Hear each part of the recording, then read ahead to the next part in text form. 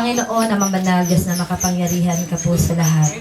Pinupuri ka po namin at pinasasalamatan sapagkat kami po ay hinayaan ninyo magkaroon ng pagkakataon upang magkasama-sama po rito, upang maranasan at makasama si Abby sa kanyang pag-celebrate sa isa sa pinakamahalagang araw ng kanyang buhay.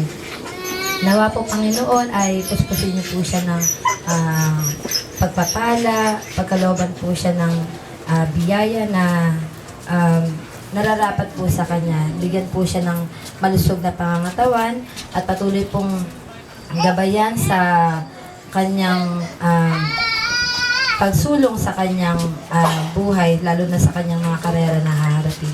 Patuloy din po siyang biyayaan ng masayang karanasan at magiging karanasan.